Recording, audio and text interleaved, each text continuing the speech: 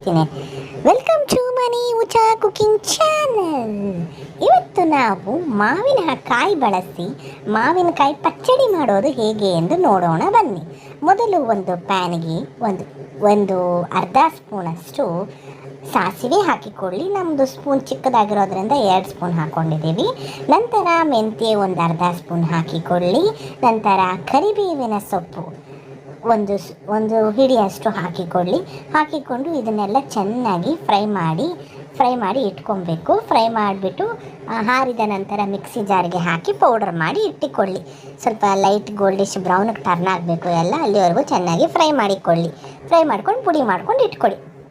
ನಂತರ ಇನ್ನೊಂದು ಪ್ಯಾನಿಗೆ 5 ಸ್ಪೂನ್ ಎಣ್ಣೆ ಹಾಕಿಕೊಳ್ಳಿ. ಸ್ವಲ್ಪ ಎಣ್ಣೆ ಮುಂದೆ ಇರಬೇಕು. 5 ಸ್ಪೂನ್ 4 ಅಥವಾ 5 ಸ್ಪೂನ್ ಹಾಕಿಕೊಳ್ಳಿ. ಎಣ್ಣೆ ಕಾಯಬೇಕು. ಈ ಪಚ್ಚಡಿ ಅಂತೂ ಬೇಳೆ ಸಾರು ಮಾಡಿದಾಗ ಸೈಡ್ಗೆ ಉಪ್ಪಿನಕಾಯಿ ಥರ ನಂಚ್ಕೊಂಡು ತಿನ್ನೋದಕ್ಕೆ ತುಂಬಾ ರುಚಿಕರವಾಗಿರುತ್ತೆ. ಒಂದ್ಸತಿ ಟ್ರೈ ಮಾಡಿ ನೋಡಿ. ನಂತರ 1 ಟೀ ಸ್ಪೂನಷ್ಟು ಎಣ್ಣೆ ಕಾದ ನಂತರ 1 ಟೀ ಸ್ಪೂನಷ್ಟು ಸಾಸಿವೆ, ಮತ್ತು ಅಷ್ಟರಲ್ಲಿ ಸಾಸಿವೆ ಚಿಟಪಟ ಅಂದ ನಂತರ ಕರಿಬೇವಿನ ಸೊಪ್ಪು, ನಂತರ ಸಣ್ಣಕ್ಕೆ ಹೆಚ್ಚಿರುವ ಈರುಳ್ಳಿಯನ್ನು ಹಾಕಿಕೊಂಡು ಚೆನ್ನಾಗಿ ಫ್ರೈ ಮಾಡಿಕೊಳ್ಬೇಕು. ಇದು ಡಿಫ್ರೆಂಟಾಗಿ ಚೆನ್ನಾಗಿರುತ್ತೆ. ರುಚಿ ಅಂತೂ ಒಂದ್ಸತಿ ಟ್ರೈ ಮಾಡಿ ನೋಡಿ. ನೀವು ಇದನ್ನು ಮಾಡಿಟ್ಕೊಂಡ್ರೆ ಸ್ವಲ್ಪ ಎಣ್ಣೆ ಜಾಸ್ತಿ ಹಾಕಿರ್ತೀವಲ್ವಾ, 1 ವಾರದವರೆಗೂ ನಾವು ಗ್ಲಾಸ್ ಜಾರ್ನಲ್ಲಿ ಹಾಕಿಟ್ಕೊಂಡ್ರೆ ತುಂಬ ರುಚಿಯಾಗಿರುತ್ತೆ. ಈರುಳ್ಳಿ ಎಲ್ಲ ಸ್ವಲ್ಪ ಲೈಟ್ ಗೋಲ್ಡಿಶ್ ಬ್ರೌನ್ ಟರ್ನ್ ಆದ ನಂತರ ಮಾವಿನಕಾಯಿನ ಸಿಪ್ಪೆ ತೆಗೆದು ಈ ಥರ ಸಣ್ಣಕ್ಕೆ ಹೆಚ್ಕೊಂಡಿರಬೇಕು. ಸಣ್ಣಕ್ಕೆ ಹೆಚ್ಕೊಂಡಿರುವ ಮಾವಿನಕಾಯಿನ ಹಾಕ್ಕೊಂಡು ಚೆನ್ನಾಗಿ ಫ್ರೈ ಮಾಡಬೇಕೀಗ.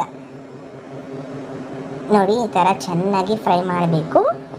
ಮಾವಿನಕಾಯಿ ಸಿಪ್ಪೆ ಸಮೇತ ಹಾಕಬಾರ್ದು. ಸಿಪ್ಪೆ ಎಲ್ಲ ತೆಗೆದು ಸಣ್ಣಕ್ಕೆ ಹೆಚ್ಚಿಟ್ಕೊಬೇಕು. ನಂತರ ಇದಕ್ಕೆ ರುಚಿಗೆ ತಕ್ಕಷ್ಟು ಉಪ್ಪು ಈಗಲೇ ಹಾಕ್ಕೊತಾ ಇದ್ದೀವಿ. ಹಿಡಿಯುತ್ತೆ ಈಗಲೇ ಹಾಕ್ಕೊಂಡ್ರೆ, ಅದಕ್ಕೋಸ್ಕರ ಲಿಡ್ ಮುಚ್ಚಿಬಿಟ್ಟು ಬೇಯಲು ಬಿಡಿ. ಈಗ ನೋಡಿ, ಸ್ವಲ್ಪ ಬೆಂದಿದೆ. ಈಗ ಇದಕ್ಕೆ ಏನು ಮಾಡಬೇಕು ಅಂದರೆ 1 ಟೀ ಸ್ಪೂನಷ್ಟು ಟರ್ಮರಿಕ್ ಪೌಡರ್, ಅರಿಶಿಣದ ಪುಡಿ ಈಗಲೇ ಹಾಕಿಕೊಳ್ಬಿಡಿ. ಯಾಕಂದರೆ ಇದು ಫ್ರೈ ಆಗೋವಾಗ ಉಪ್ಪು ಖಾರ ಎಲ್ಲ ಹಾಕಿಬಿಟ್ರೆ ಚೆನ್ನಾಗಿ ಹಿಡಿಯುತ್ತೆ ಅಂತ ಅಷ್ಟೇ, ಇನ್ನೇನಿಲ್ಲ. ಎಣ್ಣೆ ಏನಕ್ಕೆ ಹಾಕ್ತೀವಿ ಅಂದರೆ ಎಣ್ಣೆ ಸ್ವಲ್ಪ ಜಾಸ್ತಿ ಇದ್ದಷ್ಟು ತುಂಬ ದಿನ ಬಾಳಿಕೆ ಬರುತ್ತೆ ಅಂತ ಫ್ರಿಜ್ಜಲ್ಲಿ ಇಟ್ಕೊಂಡು ನೀವು ಯೂಸ್ ಮಾಡ್ಕೊಬೋದು. ನೀವು ಬೇಳೆ ಸಾರು ಮಾಡಿದಾಗೆಲ್ಲ ಸೈಡ್ಗೆ ಇದನ್ನ ಹಾಕ್ಕೊಂಡು ತಿನ್ಬೋದು, ತುಂಬ ರುಚಿಯಾಗಿರುತ್ತೆ. ನಂತರ ಇದಕ್ಕೆ ಸಾಂಬಾರ್ ಪೌಡರ್ ನಿಮ್ಮ ಖಾರಕ್ಕೆ ಅನುಗುಣವಾಗಿ ಹಾಕಿಕೊಳ್ಳಿ.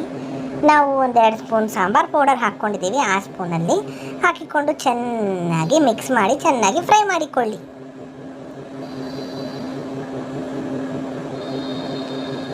ಎಲ್ಲ ಫುಲ್ ಚೆನ್ನಾಗಿ ಮಿಕ್ಸ್ ಆಗಬೇಕು. ಉಪ್ಪು ಹುಳಿ ಖಾರ ಎಲ್ಲ ಮಾವಿನಕಾಯಿಗೆ ಹಿಡ್ಕೊಬೇಕು. ಅಲ್ಲಿವರೆಗೂ ನಾವು ಚೆನ್ನಾಗಿ ಫ್ರೈ ಮಾಡ್ಕೊಳ್ಬೇಕು. ಈ ಎಣ್ಣೆ ಎಲ್ಲ ಸ್ವಲ್ಪ ಚೆನ್ನಾಗಿ ಮೇಲೆ ತೇಲ್ಬೇಕು. ನೀರು ಹಾಕ್ಕೊಳ್ತೀವಿ ಈಗ. ಆವಾಗ ಆ ಎಣ್ಣೆ ಎಲ್ಲ ಸ್ವಲ್ಪ ಚೆನ್ನಾಗಿ ಸಾಫ್ಟ್ ಆಗಬೇಕು. ಮಾವಿನಕಾಯಿ ಎಣ್ಣೆ ಎಲ್ಲ ಸ್ವಲ್ಪ ಮೇಲೆ ತೇಲ್ಬೇಕು. ಅಲ್ಲಿವರೆಗೂ ಫ್ರೈ ಮಾಡ್ಕೊಬೇಕು ಇದನ್ನು. ಈಗ ಸ್ವಲ್ಪ ಮಿಕ್ಸ್ ಮಾಡಿದ್ದೀವಲ್ವಾ, ಈಗ ಇದೆಷ್ಟು ಬೇಕು, ಇದು ಬೇಯಕ್ಕೆ ಎಷ್ಟು ಬೇಕೋ ಅಷ್ಟು ನೀರು ಹಾಕ್ಕೊಂಡು ಬೇಯಲು ಬಿಡಿ. ಲಿಡ್ ಕ್ಲೋಸ್ ಮಾಡಿಬಿಟ್ಟು ಬೇಯಲು ಬಿಡಿ. ಇವಾಗ ನೋಡಿ, ಸ್ವಲ್ಪ ಎಣ್ಣೆ ಮೇಲೆ ತೇಲ್ತಾ ಇದೆ. ಸ್ವಲ್ಪ ಏನಾದರೂ ಬೆಲ್ಲ 100 ಗ್ರಾಮ್ ಅಷ್ಟು ಬೆಲ್ಲ ಹಾಕ್ಕೊಳ್ಳಿ, ಸಾಕು. ಸ್ವಲ್ಪ ಹಾಕ್ಕೊಳ್ಳಿ ಬೆಲ್ಲ. ಆಮೇಲೆ ನೀವು ರುಚಿ ನೋಡಿದಾಗ ಖಾರ ಜಾಸ್ತಿ ಇತ್ತು, ಉಪ್ಪು ಜಾಸ್ತಿ ಇತ್ತು ಅಥವಾ ಉಪ್ಪು ಕಮ್ಮಿ ಇತ್ತು ಅಂದಾಗ ಸ್ವಲ್ಪ ಈಗಲೇ ಅಡ್ಜಸ್ಟ್ ಮಾಡ್ಕೊಂಡ್ಬಿಡ್ಬೋದು. ಅದಕ್ಕೋಸ್ಕರ ಬೆಲ್ಲ ಹಾಕ್ಕೊಂಡಿದ್ದೀವಿ. ಈಗ ನೋಡಿ, ಟೇಸ್ಟ್ ನೋಡ್ತಾ ಇದ್ದೀವಿ. ಉಪ್ಪು ಸ್ವಲ್ಪ ಕಮ್ಮಿ ಇತ್ತು, ಉಪ್ಪು ಸ್ವಲ್ಪ ಹಾಕ್ಕೊಂಡಿದ್ದೀವಿ. ಈಗ ಇದು ಚೆನ್ನಾಗಿ ನೀರೆಲ್ಲನೂ ಇದಾಗಬೇಕು, ಡ್ರೈ ಆಗಬೇಕು. ಮಾವಿನಕಾಯಿ ಸಾಫ್ಟ್ ಆಗಬೇಕು. ಅಲ್ಲಿವರೆಗೂ ಬಿಡಿ. ಸ್ವಲ್ಪ ನೀರು ಕಮ್ಮಿ ಆಯಿತು ಅಂತ ಇನ್ನೊಂದು ಚೂರು ನೀರು ಹಾಕ್ಕೊಂಡಿದ್ದೀವಿ.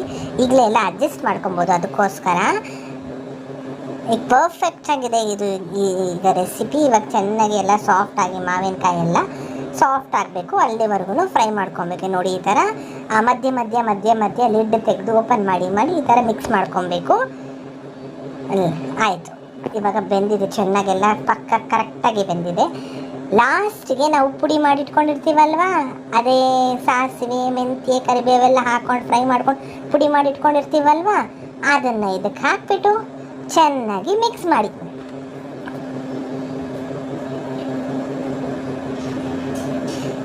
ಸ್ವಲ್ಪ ಚೆನ್ನಾಗಿ ಮಿಕ್ಸ್ ಮಾಡಿಬಿಟ್ಟು ಬಿಡಿ. ಅಷ್ಟೇ, ಮಾವಿನಕಾಯಿ ಪಚ್ಚಡಿ ಸವಿಯಲು ಸಿದ್ಧ. ಮಾಡ್ಕೊಳ್ಳಿ, ತಿನ್ಕೊಳ್ಳಿ ಮಾವಿನಕಾಯಿ ಪಚ್ಚಡಿ. ನಿಮಗೆ ನಮ್ಮ ಚಾನಲ್ ಇಷ್ಟವಾದಲ್ಲಿ ಪ್ಲೀಸ್ ಲೈಕ್, ಶೇರ್, ಸಬ್ಸ್ಕ್ರೈಬ್ ಮಾಡಲು ಮರೆಯಬೇಡಿ. Thank you for watching.